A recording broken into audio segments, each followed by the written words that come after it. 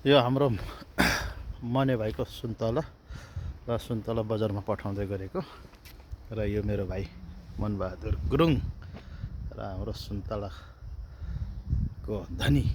अनि कति जति बेचिसक्यो भाइ आजसम्म? ए 13 लाख जति बेच्यो। हो ल 13 लाखको बेचिसक्यो भन्ने कुरा जानकारी पाएँ।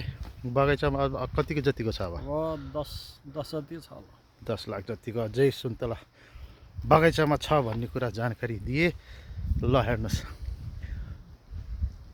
रुखमा पैसा फल्छ भनेको यी नै हो।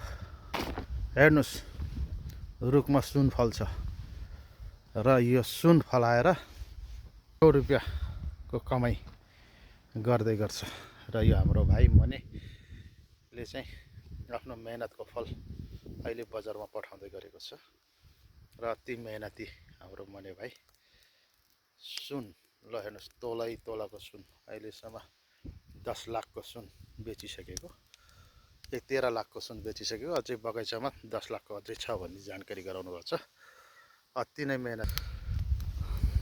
13 10 23 लाखको सुन्तला होइन र भाइ? 13 लाखको 23 लाखको सुन्तला चाहिँ बजारमा पठाउने टार्गेट बनाइसकेको छ। ल हेर्नुहोस्, मान्छेले भन्छ रुखमा पैसा फल्छ, किन नफल्दो रहेछ। ल हेर्नुहोस्, रुखमा पैसा फलाउने तरिका। सुन के को विदेश, विदेशमा अर्काको गुलामी गर्नुभन्दा आफ्नो देशमा आफ्नो जग्गा जमिनमा आजादीसँग पैसा कमाएर आफ्नो परिवारसँग रमाउने हाम्रो मने भाइ। ल